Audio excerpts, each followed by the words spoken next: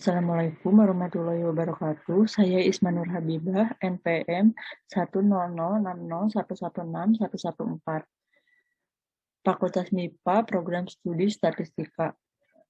Pada kesempatan kali ini, saya akan mempresentasikan hasil penelitian saya yang berjudul Pemodelan Faktor-Faktor yang Berpengaruh Terhadap Indeks Pembangunan Manusia Kabupaten atau Kota di Jawa Timur dengan pendekatan data Panefik Efek Model. Pendahuluan IPM merupakan salah satu indikator yang digunakan pemerintah dalam menentukan keberhasilan pembangunan suatu wilayah atau negara. United National Development Program dalam laporan Human Development Report memperkenalkan konsep pembangunan manusia, mewujudkan masyarakat yang makmur dan sejahtera.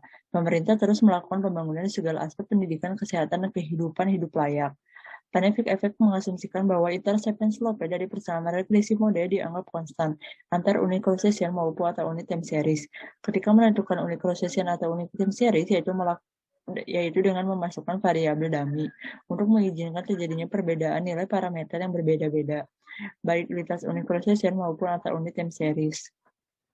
Bahan dan metode data yang digunakan dalam penelitian itu yaitu pola data, yaitu gabungan antara data time series dan data cross section. Data yang digunakan dalam penelitian ini yaitu data sekunder, yaitu data yang bersumber dari Badan Pusat Statistik Provinsi Jawa Timur tahun 2008 sampai tahun 2012 tentang indeks pembangunan manusia dan faktor-faktor yang diduga berpengaruh. Variabel-variabel yang digunakan dalam penelitian ini adalah sebagai berikut. Unit penelitian yaitu 38 kabupaten atau kota di Provinsi Jawa Timur. Langkah-langkah yang dilakukan dalam penelitian yaitu sebagai berikut. Pembahasan penelitian statistika deskriptif variabel yaitu dapat dilihat sebagai berikut. Pada pemodelan IPM menggunakan efek individu untuk mengestimasi data panel dengan memperhatikan efek individu, pengujian multikolinearitas dapat diketahui bahwa nilai FIF lebih kecil dari 10 pada semua variabel independen, maka dapat disimpulkan bahwa tidak terjadi multikolinearitas. Uji Chow yaitu dilakukan dengan untuk melihat apakah model CEM atau FEM yang diperoleh. Hasil uji Chow F hitung 98,4948 dan F tabel 1,4915 karena F hitung lebih besar daripada F tabel maka H0 ditolak. Dapat disimpulkan modelnya adalah FEM. Uji Hostman dapat dihasilkan dengan W yaitu 48,3474 dan nilai S kuadrat yaitu sebesar 9,4877. Karena W lebih besar daripada S kuadrat maka tolak H0. Jadi model yang sesuai adalah FEM.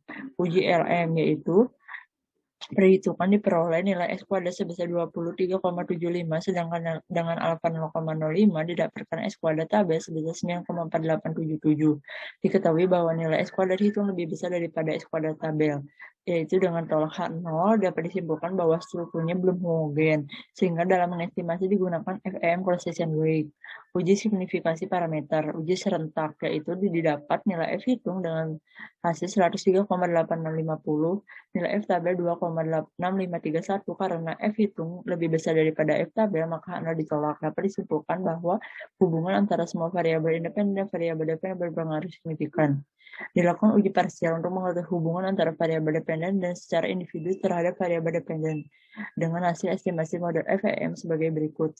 Nilai T tabel sama dengan 1,9728.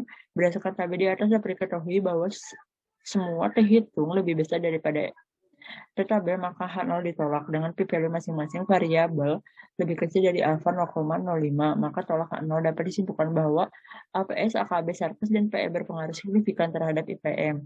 Uji asumsi identik yaitu dengan melakukan uji PAC, yaitu dapat dihasilkan uji PAC p-value sebesar 0,1210 lebih besar daripada alfa 0,05 maka gagal tolak H0. Dapat disimpulkan bahwa varian residual bersifat homogen atau tidak terjadi kasus heteroskedastisitas. Dilakukan uji normalitas dengan menggunakan uji Jarque-Bera, yaitu diketahui nilai Jarque-Bera 0,578382 lebih kecil daripada 2 berarti tidak signifikan. dan nilai probabilitas sebesar 0,748869 lebih besar daripada alfa 0,05, dapat disimpulkan bahwa persamaan dalam penelitian ini tidak memiliki masalah normalitas atau berdistribusi normal. Model akhir regresi panel dengan estimasi FEM consistent wave diperoleh model IPM Kabupaten atau Kota Jawa Timur sebagai berikut. Untuk melihat kebaikan model dengan determinasi R kuadrat, dapat diketahui bahwa FEM consistent wave merupakan model terbaik dibandingkan dengan model lain karena nilai R kuadrat yaitu sebesar 0,9965. Artinya 99,65% dari variabel prediktor APS, AKB surplus, dan FPE mempengaruhi IPM, dan sisanya sebanyak 0,35% dijelaskan oleh variabel lain. Pemodalian ini pembangunan manusia menggunakan efek individu dan waktu, yaitu dilakukan dengan uji serentak, berpengaruh signifikan terhadap IPM. Uji parsial yaitu estimasi model efek individu dan waktu bisa dilihat sebagai berikut. Estimasi parameter yang signifikan yaitu angka kematian bayi dan pertumbuhan ekonomi dihasilkan dalam model sebagai berikut.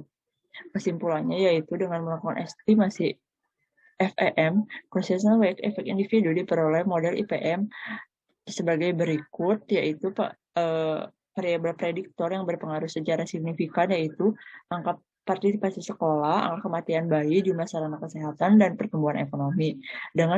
Pada model tersebut, variabel prediktor dengan efek individu dan waktu dihasilkan model yang signifikan yaitu angka kematian bayi dan pertumbuhan ekonomi. FEM consistent wave efek individu memberikan nilai R kuadrat sebesar 99,65%, sedangkan FEM menggunakan efek individu dan waktu berikan nilai R kuadrat sebesar 99,74%. Sekian presentasi dari saya. Wassalamualaikum warahmatullahi wabarakatuh.